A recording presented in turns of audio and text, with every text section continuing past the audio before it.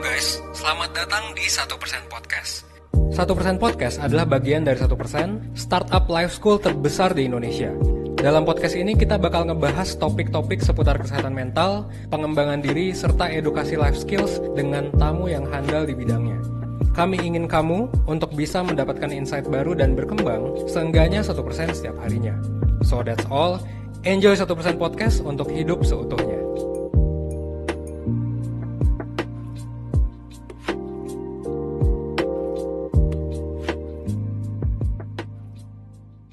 Hai Perseners, selamat datang kembali di 1% Podcast. Kembali lagi nih bersama aku, Jessie, di sini sebagai host 1% Podcast yang akan menemani Perseners nih di episode kali ini. Nah, buat episode hari ini tuh kita akan bahas apa sih? Jadi, buat hari ini tuh kita akan bahas mengenai self-limiting belief. Mungkin nggak banyak Perseners yang sering dengar hal ini gitu ya. Di aku juga, aku ngerasa baru sih mendengarkan self-limiting belief ini gitu. Nah, sebenarnya kalau dari apa yang aku baca, jadi kayak aku kemarin pas ngebaca topiknya, aku searching gitu sih, kayak kepo-kepo. Sebenarnya kayak yang aku baca, self-limiting belief itu merupakan keyakinan yang membuat kita jadi membatasi diri. Kayak kalau yang aku tangkap sih ya, kayak aku merasa aku bakal dibilang cantik kalau aku udah kurus, tinggi, dan langsing. Jadi kayak aku membatasi diri aku kayak gitu. Atau kayak aku akan dibilang sukses kalau aku udah kerja di perusahaan ternama yang penghasilannya udah sekian-sekian misalkan gitu. Nah tapi kayaknya agak nggak reliable gitu ya kalau misalnya cuma dengerin aku aja nih. Nah, daripada kita dipenuhi rasa penasaran dan nebak-nebak doang, kayaknya lebih seru kalau misalnya aku ditemenin sama seorang guest star yang akan nemeni aku berbincang-bincang nih terkait topik self-limiting belief. Nah, hari ini aku akan ditemani oleh Kak Berlinda Jasin, salah satu mentor dari 1%. Oke, mari kita sapa dulu yuk Perseners. Hai Kak Berlinda. Halo Perseners, halo Jessie. Halo Kak, kakak apa kabar? Aku baik sih, sehat. Jessie gimana? Aku baik dan sehat juga dong Kak. Oke. Apalagi di masa pandemi ini lagi penting banget ya Kak, kesehatan itu kan ya. Betul, kesehatan tuh mahal banget. Iya, kayak wah kalau misalnya sakit bahaya banget sih Kak. Udah pokoknya harus jaga diri sebaik mungkin gitu ya Kak. Betul. Repot juga ya sakit ke rumah sakit. Apalagi ngantri semuanya gitu kan ya Kak. Kalau di pandemi ini kakak lagi sibuk apa nih Kak? Sibuknya sama kamu aja nih. Aduh. Malam ini. Ditemenin Kak Berlinda ya hari ini ya. Oke. Tadi kamu udah lempar topik seru ya topiknya. Iya Kak, tentang self-limiting belief nih. Tadi kayak aku sempat iseng-iseng browsing gitu sih Kak tentang self-limiting belief. Kalau dari kakak sendiri, self-limiting belief itu apa sih Kak? Self-limiting belief itu kalau dari harafiahnya ya, itu kan kepercayaan tentang pembatasan diri gitu. Itu kan secara harafiah artinya kayak gitu. Jadi kalau kurang lebih dari pengetahuan aku, kita membatasi diri kita gitu dari apa yang kita tahu atau apa yang kita percayai. Padahal pada kenyataannya atau orang lain melihat kita sebenarnya kita lebih dari itu. Lebih ke kayak dalam tanda kutip ya, kita tuh kayak nggak underestimate diri kita, membatasi diri kita bahwa gue kayaknya belum mampu gitu, gue kayaknya nggak mampu. Kira-kira seperti itu sih dari yang aku pahami ya. Berarti kayak lebih cenderung orang lain ngelihat kita bagus banget nih, kayak misalnya 100, tapi kita cuma ngelihat diri kita itu kayak 80 doang gitu ya Kak? Kurang lebih seperti itu. Gitu. Biasanya itu kalau orang-orang yang ngelakuin self-limiting belief itu kenapa sih Kak? Faktornya macam-macam sih. Ada yang karena lingkungan, biasa kan yang paling common tuh karena lingkungan gitu. Karena lingkungannya udah terbiasa dengan tuntutan yang sangat tinggi. Jadi misalnya nih, satu lingkungan di lingkungan perkuliahan misalnya. Jadi masih kuliah ya? Iya, aku masih kuliah Kak. Oke. Paham ya kalau di lingkungan perkuliahan ada yang kayaknya cerdas banget gitu. Jadi kita yang mungkin kurang cerdas atau nggak secerdas mereka, merasa kita tuh nggak bisa apa-apa. Padahal talent manusia, aku percaya ada bagiannya masing-masing. Nah, di situ mungkin dari tuntutan lingkungan, dari tuntutan keluarga, macam-macam sih, faktornya macam-macam banget. Jadi kayak di pandangan kita itu, orang pinter itu kalau misalnya bener-bener dapet A mulu gitu ya Kak. Misalkan nih aku gitu. Terus kayak, jadi kalau misalnya sekali aku dapet B, aku merasa kayak, ya udah aku nggak pinter, atau enggak kayak, pokoknya aku merasa lebih rendah dibandingkan orang-orang yang aku ngelihat mereka pinter banget gitu ya Kak. Kurang lebih kalau di akademis kayak gitu. Jadi ketika kita ngelihat teman kita, jadi kayak mengukur mengukur diri kita dengan teman kita atau dengan orang-orang di sekitar kita. Ketika ngelihat teman-teman dapat A di satu mata kuliah, kita dapat B gitu. Padahal dapat B itu ya not bad gitu. Oke juga dapat B, minimal nggak dapat C gitu kan. Bener banget Kak. Oke. Kalau dari Kak Berlinda sendiri pernah ngalamin juga nggak sih Kak self-limiting belief? Self-limiting belief, aku nggak tahu ini common apa enggak ya. Tapi kurang lebih kalau lagi overthinking ngalamin juga sih. Kayak gimana tuh Kak? Oke, ini dari pengalaman aku misalnya di mentoring deh. Misalnya pas lagi meeting aku ngeliat, buset, yang lain mentoring kasusnya keren-keren ya gitu. Padahal kalau misalnya kalau dipandang dari pandangan temanku ya, sebagai orang ketiga, kasusku sebenarnya nggak kalah rumit gitu loh. Dan aku mampu menyelesaikan itu. Tapi ketika kadang-kadang kalau lagi overthinking, datang pikiran semacam itu, berasa kayak, duh kayaknya orang lebih hebat ya gitu kalau mentoring. Itu contohnya kalau di pekerjaan ya kalau aku. Nah kalau Jessie gimana sih kalau di dunia perkuliahannya? Setelah ngedengar penjelasan kakak dan contoh-contoh kakak, kayak aku langsung kepikiran gitu sih Kak. Aku sering banget ngerasa self-limiting belief, apalagi ini lagi masa skripsi gitu kan ya Kak. Terus kayak, ya kalau misalnya aku pengen target kayak ngeliat teman-temanku udah pada nyampe bab 3 nih gitu. Udah pada mau siap ngambil data. Tapi misalnya aku masih ngerevisi di bab 1 aja gitu loh Kak. Terus kayak ya jadinya minder aja dan kayak ngerasa, kayaknya apa banget sih gue, kayaknya dodol banget deh. Gak kelar-kelar skripsinya orang lain aja udah pada mau ngambil data, lo cuma di bab 1 doang. Yang kayak gitu sih Kak, itu termasuk gak? Kira-kira kayak gitu. Tapi gak sepenuhnya gitu.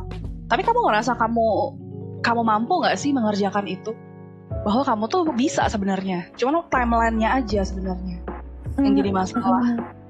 Iya, tapi kayak ya kalau udah minder duluan gak sih Kak, kayak ketika ngeliat orang-orang udah jauh di depan kita, jadi kayak ya udah membatasi diri, udahlah gak paham apa-apa, gak ngerti apa-apa, jadi kayak ya udahlah nggak usah dikerjain lagi. Jadinya jadi malas lagi juga untuk ngerjain lagi gitu sih Kak aku.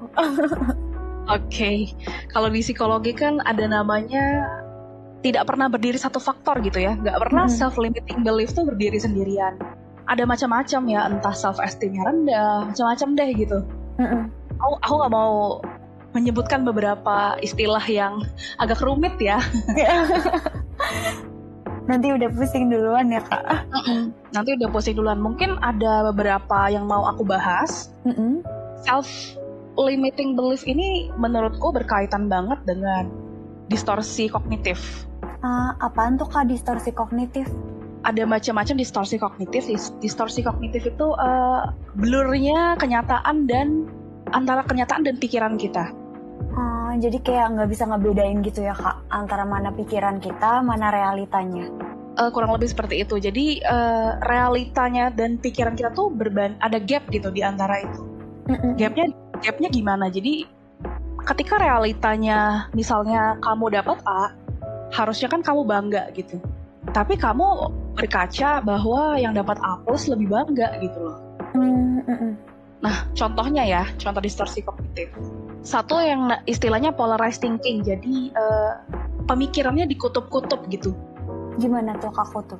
Kutub utara atau kutub selatan gitu. Kita dapat semuanya atau nggak dapat apa-apa gitu, all or nothing. Jadi contohnya ya, kalau di ranah ini misalnya, udah 25 nih, kalau aku belum dapat kerjaan yang tetap, artinya aku gak sukses gitu.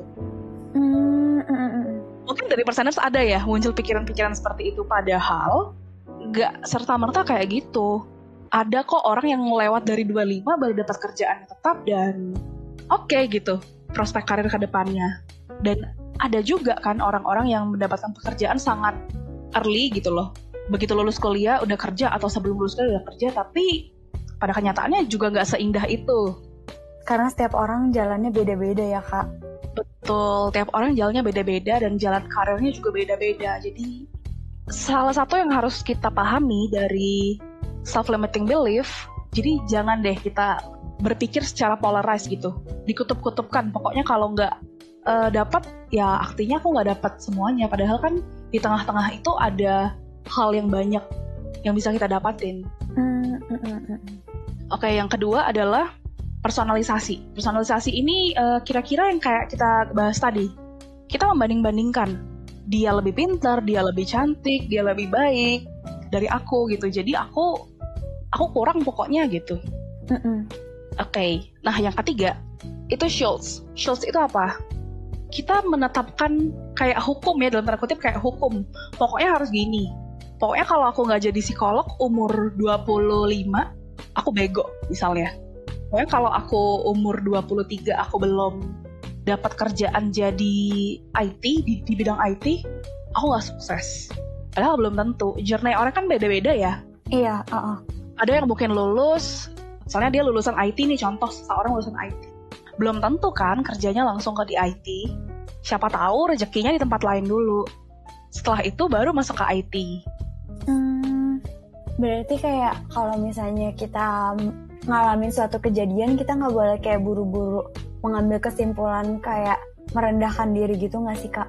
Betul, kita nggak boleh cepat-cepat melihat diri kita tuh aku nggak mampu, aku nggak capable. Kita mesti lihat dulu apa sih kelebihan kita, apa sih kekurangan kita.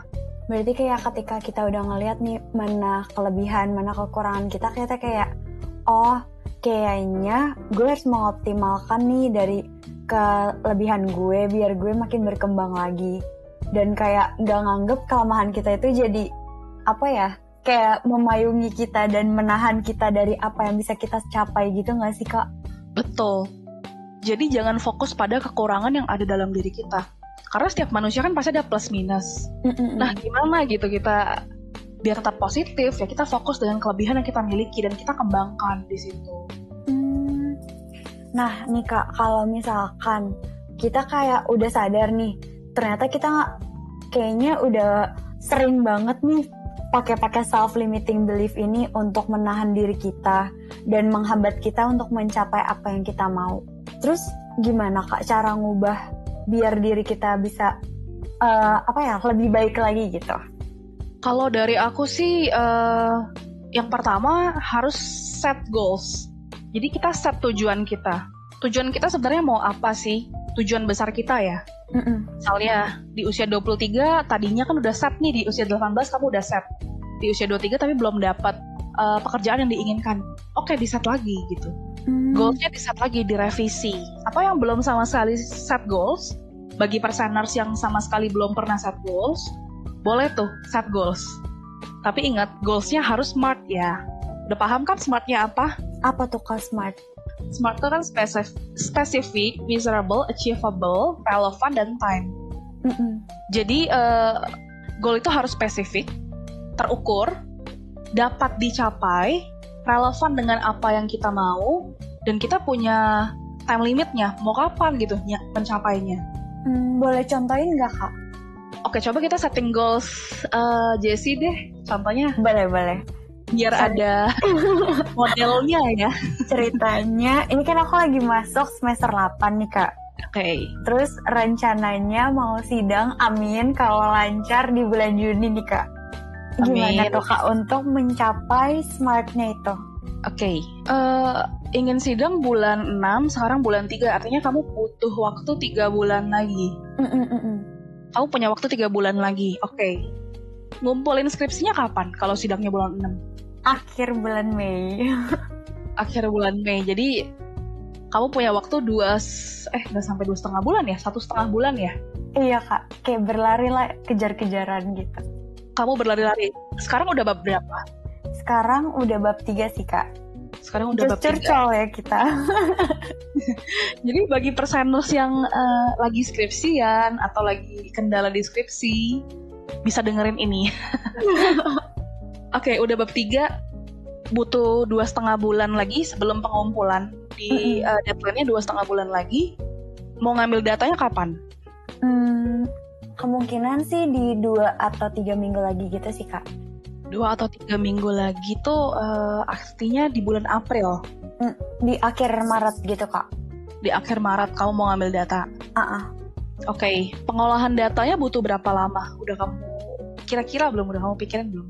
Mungkin 2 minggu, 3 mingguan gitu. Sorry, aku boleh menyimpulkan kamu ambilnya kuanti ya? Iya. Oke. Setelah 2-3 minggu, kira-kira udah habis berapa lama tuh waktunya? 5 minggu ya? Sedangkan kamu punya sekitar 8 minggu. 10 minggu gak sampai tapi. Nah, sisa 5 minggunya mau kamu apain? 5 minggunya kayaknya bakal ngecek lagi gitu sih Kak. Untuk keseluruhannya. Dan kayak, ya takut ada yang miss gitu kan. Oke. Jadi timeline-nya kayak gitu ya bagi kamu ya. Nah, di sini yang mau aku ajarin dan mau aku sampaikan ke perseners, goal itu harus spesifik kayak gini, kayak ketika Jessie ngomong aku mau nyelesain skripsi, kita bedah lagi gitu. Skripsi itu terdiri dari apa sih? Terdiri dari bab 1, 2, 3, 4, 5 gitu. Kita bedah lagi setelah itu. Oh, kita udah selesai bab 3 nih, udah pas. Pokoknya bab 3 udah nggak diulang lagi gitu ya. Artinya tinggal bab 4 dan bab 5. Ngambil data dan pengolahan data, lalu nyelesain bab 5. Nah, berapa lama kita mau kerjain itu? Kita bedah lagi. Jadi benar-benar dibedah sampai kita punya timeline waktu gitu buat mengerjakan itu. Dan achievable-nya jelas gitu. Pokoknya aku harus selesai di akhir Mei. Karena akhir Mei aku harus udah ngumpulin skripsi. Jadi kayak ada deadline-nya gitu ya Kak, ketika kita set tujuannya, nggak cuma ya udah kan banyak banget nih kayak misalkan kayak aku pengen sukses di umur 25 tahun gitu, tapi kayak ya apa, nggak ada step-stepnya harus ngapain ajanya gitu ya Kak. Kita mesti punya step-step dan kita mesti punya goals yang jelas ketika pengen mencapai sesuatu. Contohnya kayak skripsi tadi, goalsnya udah jelas nih, akhir Mei harus kelar, lalu belajar sidang gitu kan, itu kan goals yang berbeda lagi. Nah tadi kan kita set goalsnya sampai ngumpulin skripsi gitu. Nah mungkin kalau bagi perseners atau bagi Jessie pengen set yang lebih panjang nih gitu, nggak apa-apa gitu, set lebih panjang aja waktunya dan tujuannya. Jadi disesuaikan aja ya Kak sama kebutuhan kita dan apa yang mau kita capai gitu. Betul, jadi kalau perseners kesulitan dalam set goals, bisa deh aku bantu. Iya, sabi banget sih Kak, bener. Apalagi kayak aku aja rasanya terbantu banget kan, kayak oke, berarti nanti kalau misalnya bentar lagi Kakak udah mengingatkan kayak 2,5 bulan, oke, harus siap-siap, semuanya harus ngapain aja gitu ya, biar nggak sampai kelewat gitu kan Kak. Nah tapi nih Kak, pengen nanya juga. Kan kalau ini aku lebih ke masalahnya kayak jangka pendek lah, maksudnya kayak skripsian gitu. Tapi misalkan kayak aku nanti kebayangnya kan ketika inilah kayak orang tua kalau ngomong kayak nanti kamu umur 25 tahun harus nikah ya gitu. Tapi di sisi lain kayak kita juga pengen punya pekerjaan yang bagus, yang stable gitu kan Kak. Terus kayak misalnya kalau dari psikologi pengen jadi psikolog juga gitu. Kayak banyak banget yang kita mau capai, tapi kayak kita selalu ngerasa kayaknya nggak mampu deh untuk di umur segitu untuk mencapai semuanya. Terus kayak kalau misalkan aku sering mikirin ini sih Kak, kayak nanti kalau misalnya udah nikah baru ngambil gelar psikolog, kayak aku udah bakal ketuaan deh buat ngambil gelar psikolog itu. Jadi kayak kadang pengen punya goals yang tinggi, tapi di satu sisi kayak jadinya membatasi diri juga gitu Kak. Itu gimana tuh Kak? Kalau dibahas saat ini kayaknya 1,5 jam lagi kita baru kelar ya. Panjang ya kayak saya, berat ya. Panjang. Tapi ya kalau Jessie emang mau ngobrol nggak apa-apa sih, ntar daftar mentoring ya sama aku. Boleh banget Kak, boleh banget. Tapi intinya nanti ketika ada beberapa masalah yang rumit dan butuh dibedah, ya bisa dibedah satu persatu gitu masalahnya. Apa dulu nih yang mau dicapai? Intinya kan seperti itu. Tapi kadang-kadang kita kan butuh bantuan orang lain ya, nggak bisa, bukan nggak bisa ya, tapi kadang-kadang kita nggak bisa sendiri. Ada individu yang bisa, tapi ada beberapa atau ada individu juga yang nggak bisa dan butuh bantuan. Gak enak dong kita mentoring di podcast. Bener banget Kak. Tapi kayak jadinya pengen sharing aja gitu sih Kak. Kayak perseners mungkin ya kayak ngerasa kalau dirinya, aduh kayaknya gue doang deh yang ngerasa kayak gini. Kayak kok gue doang ya yang sering mikirin diri terbatas, jadi rendah diri gitu. Kayak ketika aku cerita ke Kak Berlinda, kayak aku ngerasa dirangkul gitu sih Kak sama Kakak. Terus kayak Kakak kayak juga mengajak, ayo perseners sini-sini. Semua yang merasakan hal yang sama, kamu gak sendiri kok, ya gak sih Kak? Betul. Anda gak sendiri merasakan hal itu. Karena banyak banget yang merasakan hal itu gitu. Mungkin self-limiting belief nih jadi kayak common ketika, ya kalau aku ketika overthinking ya, aku gak tahu kalau yang lain mungkin gak overthinking juga mikirin itu gitu. Nah sebisa mungkin kita merasa bahwa kita tuh gak sendirian. Dan kita harus sharing masalah ini dengan orang-orang terdekat kita. Aku selalu ngomong di setiap kesempatan gitu ya. Sharing tuh is caring gitu. Jadi ketika kamu merasa ada sesuatu yang salah atau ada sesuatu yang gak enak gitu, sharing lah dengan orang-orang yang kamu percayai. Siapa sih yang kamu percayai? Boleh orang tua, boleh pasangan, boleh teman, boleh sahabat, boleh siblings, kakak dan adik. Atau ya ke profesional gitu. Kalau memang butuh mentoring boleh ke mentor, atau kalau misalnya merasa tingkatannya lebih tinggi gitu, silakan ke psikolog.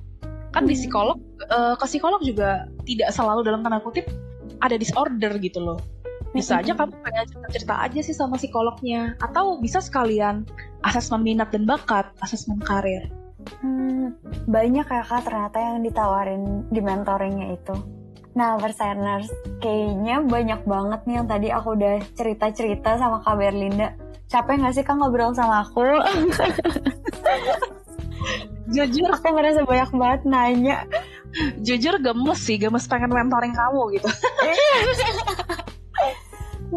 Nah, perseners, mungkin kalau pengen ngeliat sesi mentoringnya, kayak agak private ya tapi kalau perseners juga ngalamin apa yang aku rasain, boleh banget lah untuk daftar nih ke mentoring atau konselingnya 1%.